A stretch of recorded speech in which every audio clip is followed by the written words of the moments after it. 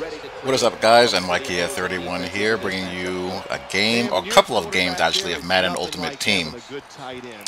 I haven't played Ultimate Team in a while, probably at least a month. Been kind of bored with it, and the reason why I've gotten bored with it is this. As you'll see, my opponent's lineup going against the same team every game. Either Cam Newton, RG3, or Randall Cunningham at quarterback. 99s across the board. Dude has 499 Lawrence Taylors. Blah, blah, blah, blah, blah. And here's the thing that fascinates me. It's obvious that you had to spend money to get all these 99 overall players because you're not getting them in pack openings. If the pack openings suck, you're not collecting enough coins to get them by completing the CPU challenges. So, not only are you spending money, you're spending money. I spent money on my team. I'm not gonna lie, I spent money on pack bundles. Not a lot, but you know, more than I would have wanted to. But you spend all that money to get all these 99s, and you're still god awful. If it wasn't for the 99s, you probably wouldn't score. You probably wouldn't stop anyone, and you probably wouldn't win a game. And that is the thing about online and Madden. Online Madden is infested by retards. Retards, children, and social degenerates. Now, I'm a guy who considers himself a sim gamer. I think, you know, my credentials pretty much speak for themselves as far as that's concerned. I like to strategize, I like to scheme, I like to do videos regarding that. But, you know, because of the fact that when you play randoms online, and also to a lesser extent in the lobby, you can kind of pick and choose and who you want to challenge in the lobby, but also in, you know, MUT season mode. I also, from time to time, will poke fun at the YouTube sim community. And it's because, ultimately, you're playing against children. You're either playing against a 13-year-old, or you're playing against a 16-year-old who wants to kill some time after school, or a college student who, you know, is picking up the sticks after class, or a social degen who's unemployed and all they do is play Madden all day. Something. You know, your best competition comes from, you know, YouTube coin games on MUT and YouTube, you know, Gamer Saloon games. And for me,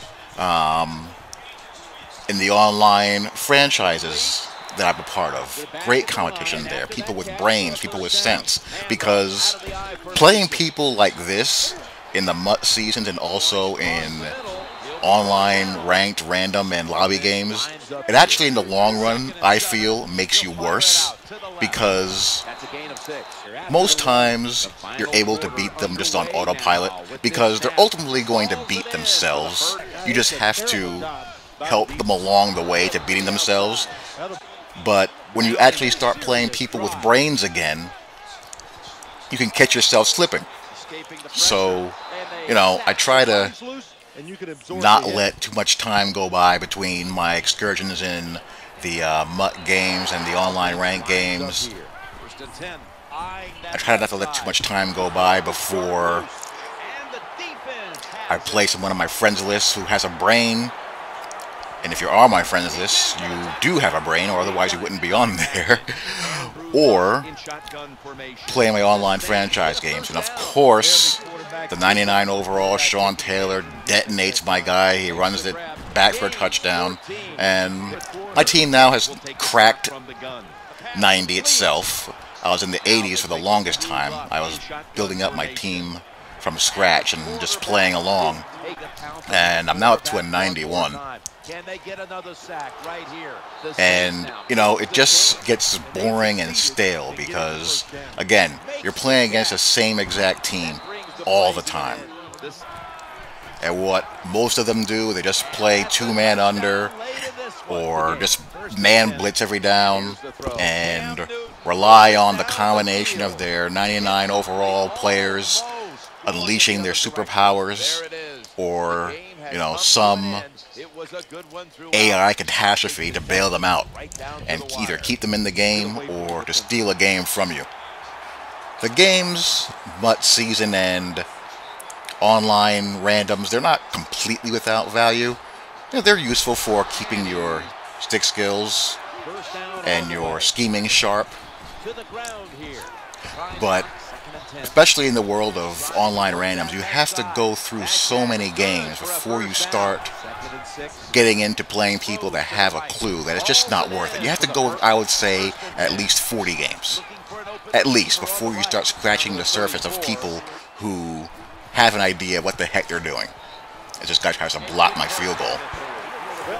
But by the time you start to increase from there, you're just going to be running into people that are more and more expert at exploiting the game. And sit down, none of that pistol triple option for you. So sick of seeing that. That's all you see in MUT. So we knock Alex Smith out of the game. Alex is running back, actually. Knock Alex Smith out of the game later on a read option. And that's going to force him to bring in Cam Newton. And Haloti Ngata gets the INT. But yes, MUT has gotten rather stale. Every team is more or less the same. Same players. Same quarterbacks for the most part. I like the idea of MUT, but they need to tweak it a little bit. Don't allow duplicate players for one. That's just stupid. I don't want to see a team with 4 Lawrence Taylors on it. And also, make it a little more challenging to stack your roster up. I mean, it should take a lot to have an entire starting offense and defense of all 99s. That should not come easy. INT there would have been nice. An extra tight end on the field for this one. And here's where we detonate Alex Smith here. Would have loved the fumble, but I was knocking him out of the game. Down on the way. Eyeing that left side. But while online randoms are generally a waste of time, online lobby is a slightly less waste of time because you have no idea whether you're going to be the quality of the person that you're playing, because a lot of the records could be fraudulent due to padding their record on online randoms that you just have no way of knowing if you're going to be playing someone who's legit or not. But online ranked and randoms will also let you know what is wrong with the game, because the players will certainly exploit it to the max. And in Ultimate Team, it's actually a bit worse, because not only do you have the exploiters, but you have the exploits, which are a pain in the behind to deal with. No one likes dealing with exploits and defending them all game, but when you tack that on to everyone on the field being a 99 overall, it just makes it that much harder.